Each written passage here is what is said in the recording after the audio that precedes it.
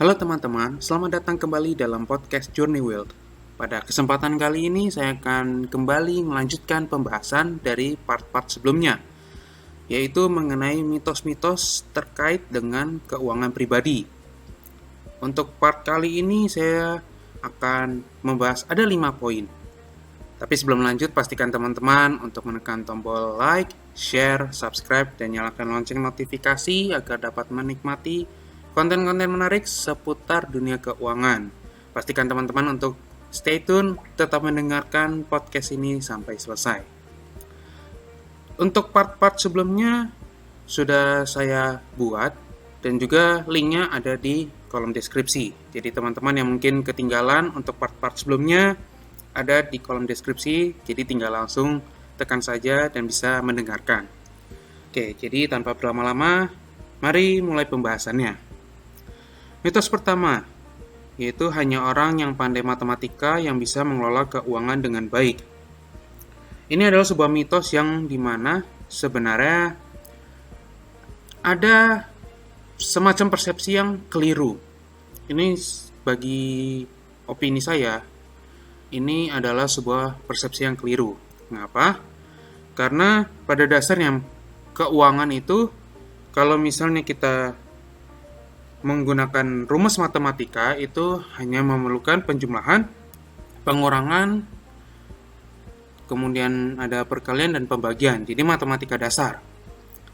Ya, kalaupun misalnya mungkin teman-teman ada kesulitan tertentu, ya di zaman sekarang ini sudah ada kalkulator. Atau juga mungkin dari ketika menggunakan komputer, ada juga dari Excel, itu bisa juga menggunakan rumus. Jadi sebenarnya itu tidak begitu sulit secara rumus matematika. Nah, pengelolaan keuangan pribadi ini tidak serta-merta hanya berdasarkan kepada penjumlahan, pengurangan, perkalian, pembagian. Intinya tidak serta-merta hanya berdasarkan rumus matematika. Karena untuk mengelola keuangan pribadi itu sangat berkaitan dengan kondisi psikologi setiap individu. Baik saya maupun teman-teman yang mendengarkan sudah pasti memiliki kondisi finansial yang berbeda. Kondisi finansial yang berbeda ini tentunya perlu pengelolaan keuangan yang berbeda. Misalnya, mungkin ada dari teman-teman yang mendengarkan sudah berkeluarga. Tentunya berbeda dengan teman-teman yang masih lajang. Sudah pasti tentu prioritasnya berbeda, kondisi ekonominya berbeda, tanggungannya berbeda, dan sudah pasti pengelolaan keuangan yang harus dilakukan pun berbeda. Oleh karena itu, kalau bagi saya pribadi, pengelolaan keuangan itu benar-benar lebih berfokusnya mungkin sekitar 60 atau 70% itu berkaitan dengan pengambilan keputusan. Bagaimana ketika kita mendapatkan uang, mungkin dari gaji, dari hasil usaha, atau mungkin dari dividen atau hasil sewa. Ketika kita menerima uang tersebut, bagaimana kita mengambil keputusan terhadap uang tersebut? Bagaimana kita menggunakan uang tersebut?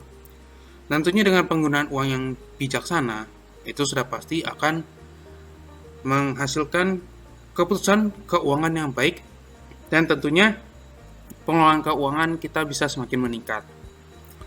Jadi, bisa saya simpulkan, ya matematika itu bukan aspek pentingnya.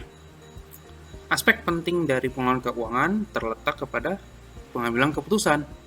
Nah, pengambilan keputusan itu tentunya dipengaruhi oleh faktor psikologi, faktor sosial, faktor budaya. Intinya banyak macam lah. Banyak faktor-faktor eksternal. Karena itu, perlunya pengambilan keputusan yang tepat, keputusan yang bijaksana, itu ialah yang paling tepat untuk bisa mengelola keuangan.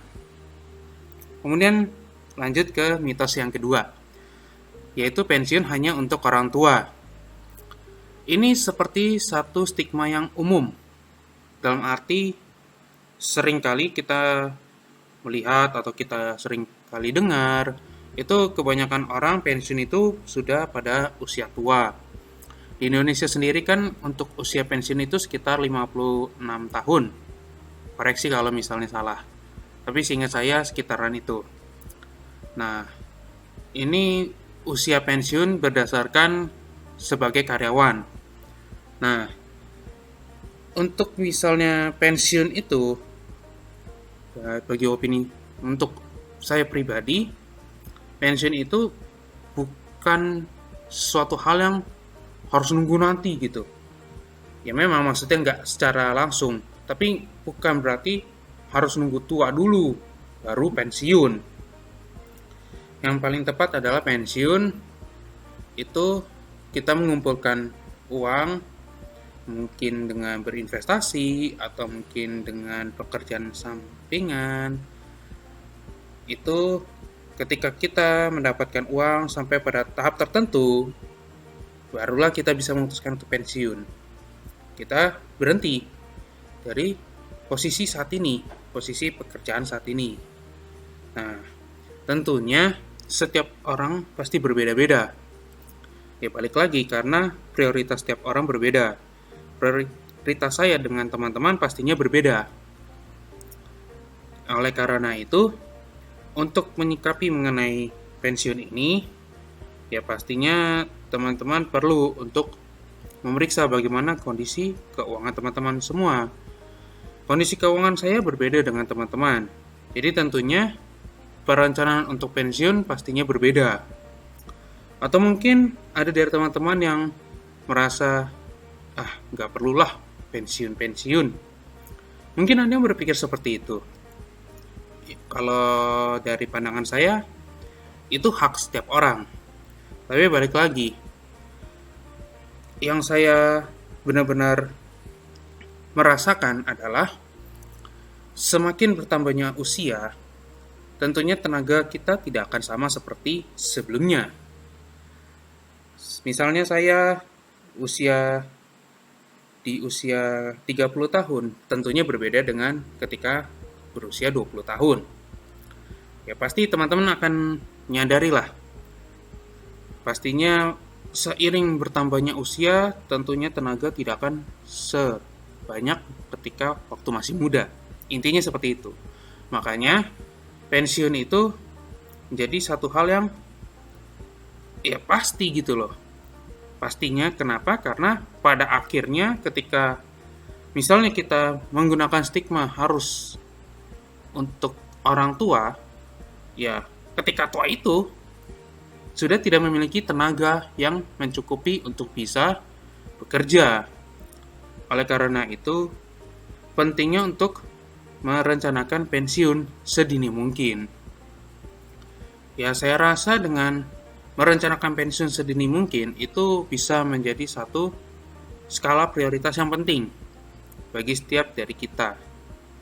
Oleh karena itu, ya saya bisa bilang mendorong lah untuk teman-teman bisa lebih memperhatikan bagaimana keuangan teman-teman. Ya tentunya saya juga tetap memperhatikan keuangan saya sendiri. Tapi paling tidak dalam podcast ini saya memiliki satu beban atau satu pesan. Ya semoga setiap dari teman-teman yang mendengarkan pastinya bisa pensiun tidak harus menunggu saat tidak bisa bekerja karena tidak memiliki tenaga. Tentunya ya harapannya setiap dari kita, baik saya, teman-teman yang mendengarkan, itu bisa pensiun, bisa mencapai kebebasan finansial. Oke, jadi kita lanjutkan. Mitos yang ketiga, yaitu belanja cerdas berarti membeli barang yang sedang diskon atau murah. Ini adalah satu godaan secara psikologis, di mana ketika misalnya kita melihat barang diskon, apalagi diskonnya besar, biasanya itu seringkali kalau misalnya mau akhir tahun atau menjelang hari raya, itu ketika ada barang diskon, itu seringkali memiliki godaan untuk membeli. Kenapa? Karena persepsi kita adalah ketika kita melihat sebuah barang di diskon, tentunya kita menganggap bahwa barang itu menjadi murah. Ketika kita menganggap barang itu menjadi murah, tentunya kita merasa bahwa perlu untuk segera membelinya. Apalagi kalau misalnya ada flash sale hanya sampai tengah malam. Wah, itu sudah pasti membuat kita seringkali tergoda untuk membelinya. Karena ada keinginan dari dalam kita sudah menganggap bahwa barang itu murah, sudah diskon besar-besaran. Kita menganggap bahwa kalau misalnya saya membeli barang ini, berarti saya bisa mendapatkan dengan harga yang murah. Saya bisa membeli, bisa berbelanja dengan cerdas. Dan di sisi lain, adanya tenggat waktu yang memaksa kita untuk segera bertindak. Kalau misalnya saya nggak beli, nanti begitu udah lewat tengah malam, udah tidak mungkin mendapatkan barang dengan harga seperti ini. Nah, ini adalah sebuah godaan psikologis yang bagi saya itu umum. Ya, teman-teman dan juga saya pasti ada satu momen lah itu tergoda untuk membeli. Bukan berarti itu salah. Tapi poin di sini saya ingin menekankannya adalah bahwa belanja cerdas itu bukan berarti kita membeli pada saat diskon. Belanja cerdas itu adalah lebih kepada mengenali kebutuhan dan keinginan. Tentunya kita harus memenuhi kebutuhan terlebih dahulu dibandingkan keinginan. Mungkin setelah kita memenuhi kebutuhan, kemudian masih ada uang yang berlebih, kita bisa mempergunakannya untuk memenuhi keinginan. Nah, ini adalah satu bentuk spending atau belanja yang secara bijaksana, belanja secara cerdas. Tentunya barang-barang yang kita beli itu sudah pastinya ya memenuhi kebutuhan kita terlebih dahulu. Nah, jauh lebih baik kalau misalnya memang barang yang kita butuhkan itu diskon atau mungkin lagi flash sale. Ya tentunya itu lebih baik. Tapi yang paling penting adalah ketika kita melakukan belanja, ketika mengeluarkan spending, kita memastikan bahwa apa yang kita beli itu merupakan sebuah kebutuhan yang memang harus dipenuhi, bukan sebuah keinginan.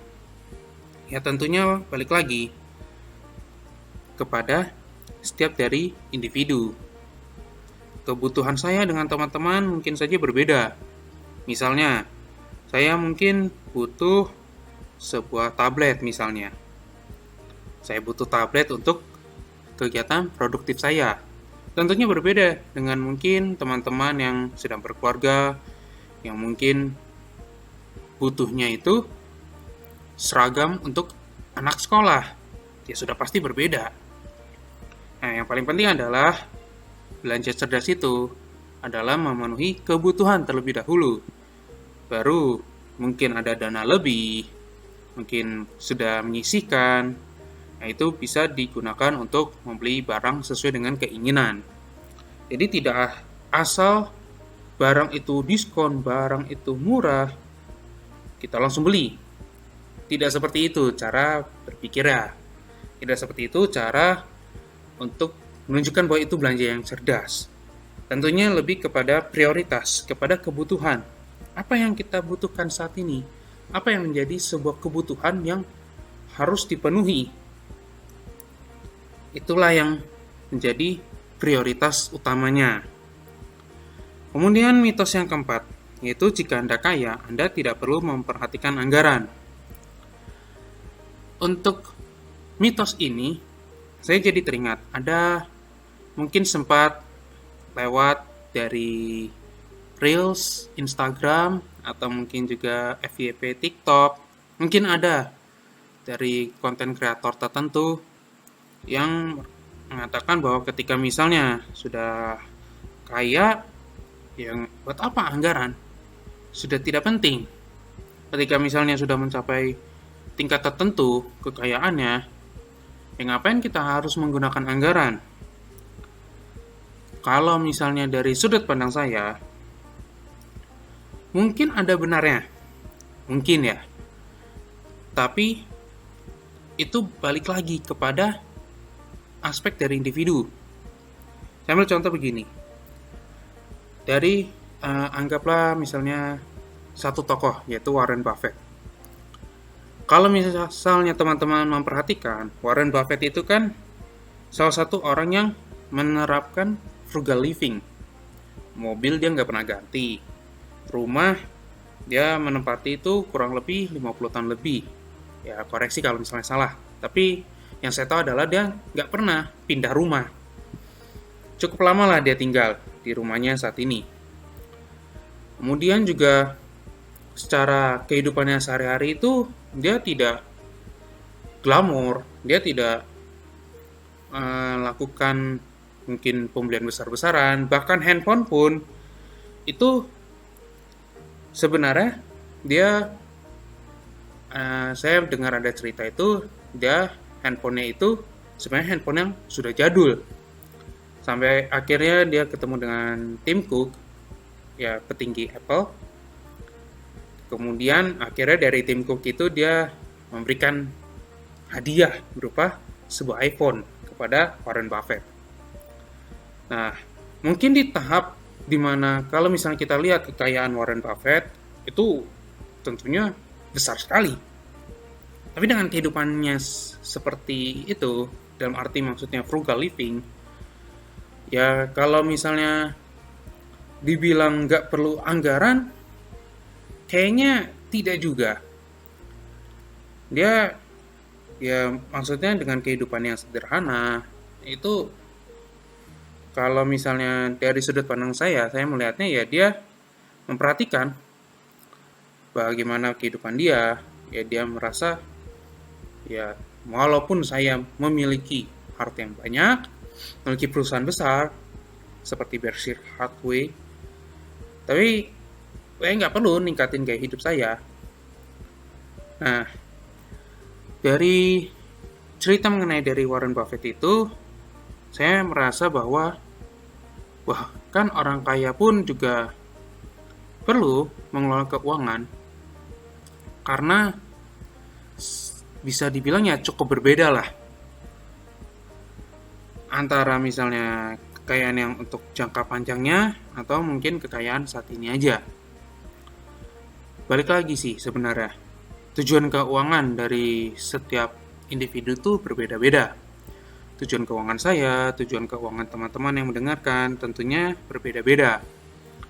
Makanya persoalan mengenai anggaran ini mungkin lebih tepatnya disesuaikan dengan kemampuan dari teman-teman. Kalau misalnya mungkin yang mendengarkan podcast ini mungkin rasa, wah harta saya banyak, yang merasa nggak perlu anggaran, ya itu nggak masalah. Itu hak Anda, hak teman-teman. Tapi balik lagi, kalau misalnya untuk berpikir secara jangka panjang, tentunya tujuan dari anggaran itu sendiri kan bisa meningkatkan kekayaan dari teman-teman. Ya dari anggaran itu ya bisa aja. Mungkin teman-teman sudah kaya, jadi lebih kaya. Bisa saja seperti itu. Ya tentunya balik lagi kepada tujuan keuangan dari teman-teman. Yang pastinya berbeda-beda. Kalau tujuan keuangan semua orang itu sama, ya pastinya tidak akan berjalan.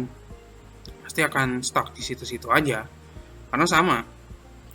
Tidak memiliki perbedaan kepentingan. Oke, jadi kemudian kita lanjutkan ke mitos yang kelima. Yaitu menghasilkan uang cepat adalah kunci keberhasilan keuangan. Ini sebenarnya hampir mirip dengan part-part sebelumnya mengenai mitos tentang keuangan pribadi.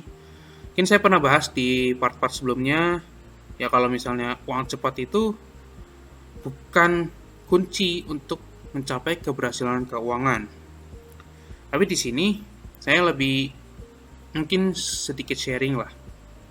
Mungkin ada dari teman-teman yang tahu ada beberapa konten kreator itu bisa mendapatkan uang dalam jumlah yang banyak secara cepat gitu. Dimana ya konten kreator tersebut ya mungkin dia menunjukkan bahwa investasi di sini menguntungkan, investasi di sana menguntungkan. Mungkin ada yang seperti itu. Ya tentunya nggak salah. Karena kalau misalnya untuk menjadi kaya atau mencapai keberhasilan keuangan, tentunya ada faktor keberuntungan. Itu yang sebenarnya tidak bisa disangkal. Mungkin nggak banyak orang yang merasa bahwa itu penting. Padahal, tanpa keberuntungan, belum tentu bisa menjadi seperti saat ini. Mungkin ada yang dulunya biasa-biasa aja, tapi karena dia berinvestasi, dan kemudian ada faktor-faktor eksternal, terjadi krisis, di saat itu dia berinvestasi, masukkan uangnya, lalu kemudian terjadi kenaikan besar-besaran, lalu dia jual, akhirnya menjadi kaya. Mungkin ada waktu atau kesempatan untuk bisa seperti itu. Tentunya makanya beberapa orang berpikir itu, kalau misalnya saya bisa menghasilkan uang secepat itu, misalnya saya taruh, ketika misalnya terjadi krisis, saya taruh uangnya sekian, saya tinggal tunggu aja mungkin 3 tahun, udah saya jual. Saya bisa cepat kaya, capai keberhasilan keuangan. Ya mungkin bisa seperti itu. Tapi, kalau misalnya kita melihat dari perspektif jangka panjang, hal itu nggak bisa berlangsung lama. Apakah krisis akan terus berlanjut? Apakah terus-menerus seperti itu? Kan tidak. Contohnya mungkin kalau misalnya dari krisis moneter tahun 97-98. Mungkin ada yang berhasil memanfaatkan ketika terjadi krisis itu, berinvestasi, lalu kemudian seiring waktu berjalan, hasil investasinya meningkat. Dalam waktu mungkin 3, 4, 5 tahun, hasil investasinya sudah besar, akhirnya dijual. Nah, pertanyaannya adalah, apa selanjutnya? Apakah harus menunggu krisis lagi? Kalau misalnya nunggu krisis lagi, apakah dia sudah memiliki satu tabungan yang bisa mencukupkan dia sampai kepada waktu krisis itu? Dan apakah ketika waktu krisis itu, dia masih memiliki dana yang cukup untuk berinvestasi? Secara logika, tentunya kita tidak akan pernah tahu kapan krisis itu terjadi.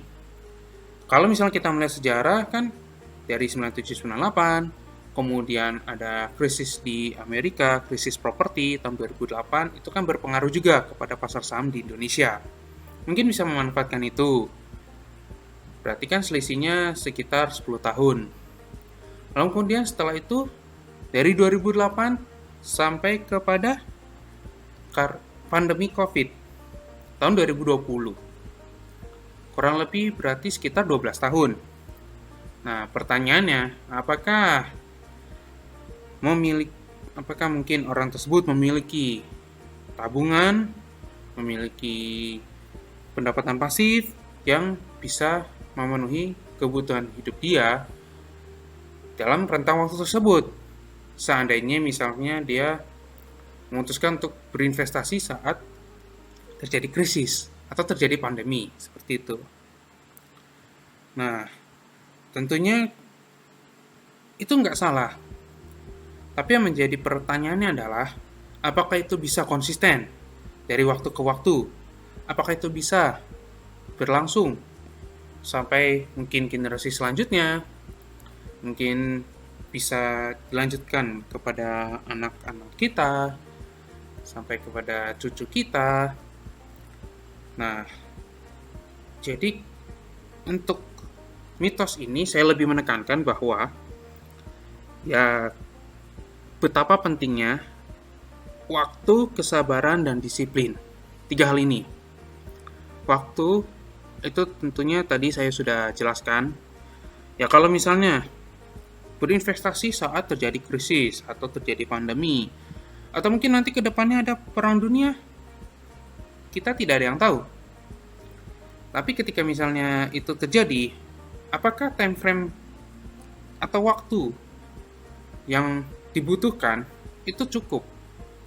Dana kita itu cukup untuk sampai kepada tahap di mana itu terjadi? Dan apakah dana tersebut bisa dipergunakan untuk berinvestasi?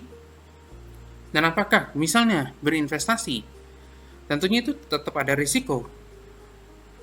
Ketika misalnya terjadi kejatuhan saham, lalu kemudian kita misalnya beli, atau misalnya anggaplah saya yang beli saham, harganya udah turun nih, misalnya udah turun 60% dari harga tertingginya. Apakah saham tersebut tidak bisa turun lebih dalam lagi? Kan enggak juga. Nah, jadi perlu untuk memperhatikan. Kemudian mengenai kesabaran. Nah, saya jadi teringat gitu. Dari buku The Psychology of Money, itu sempat bahas. Kalau misalnya ada 3 orang. Yang pertama itu dia berinvestasi secara normal, tapi ketika krisis dia jual. Orang yang kedua, dia berinvestasi, kemudian terjadi krisis dia jual, kemudian pas naik, dia nunggu lagi, tunggu 6 bulan, kemudian baru masuk berinvestasi. Kemudian orang yang ketiga, dia berinvestasi, dan dia terus lakukan investasi secara rutin. Mau pasar itu mengalami kenaikan, atau terjadi krisis, dia tetap investasi, dia tetap beli. Hasilnya apa? Secara jangka panjang, portofolio dari 3 orang tersebut, portofolio orang ketiga lah yang memiliki nilai yang paling besar. Nah, kesabaran dan disiplin ini menjadi satu hal yang penting. Bagaimana ketika misalnya terjadi krisis, kita tetap melanjutkan investasi kita. Atau misalnya terjadi bullish market, ketika misalnya harga saham naik gila-gilaan, tetap berinvestasi normal aja, nggak mengalami perubahan, nggak FOMO, tetap investasi, tapi ya sama aja. Misalnya menginvestasikan mungkin sebulan 400.000 misalnya, ya udah investasiin aja, udah taruh 400.000 investasi, taruh setiap bulan begitu-gitu terus. Mau nanti pasar saham naik, mau nanti terjadi krisis, mau terjadi pandemi, mau terjadi perang, mau misalnya terjadi kenaikan yang signifikan, tetap investasi. Pada akhirnya, secara jangka panjangnya, sudah pasti hasil investasi tersebut jadi yang paling besar. Jadi, untuk poin ini, saya bisa bilang, untuk masukkan uang cepat sebagai kunci keberhasilan keuangan itu sifatnya jangka pendek, bukan jangka panjang. Ketika kita selama hidup di muka bumi ini, tentunya kita memiliki time frame yang cukup panjang. Ya tentunya berkat Tuhan lah, kita bisa sampai pada detik ini. Saya bisa memberikan pandangan melalui podcast ini, dan teman-teman bisa mendengarkan podcast ini. Ya tentunya itu perlu waktu, ada sejangka waktu tertentu. Nah, dari sejangka waktu tertentu inilah baru kita bisa melihat kekayaan yang sebenarnya. Jadi itulah mitos-mitos untuk part yang keempat ya. Untuk part ini pokoknya mengenai mitos-mitos mengenai keuangan pribadi. Terima kasih buat teman-teman yang masih tetap mendengarkan podcast ini sampai detik ini. Dan sampai jumpa di podcast berikutnya.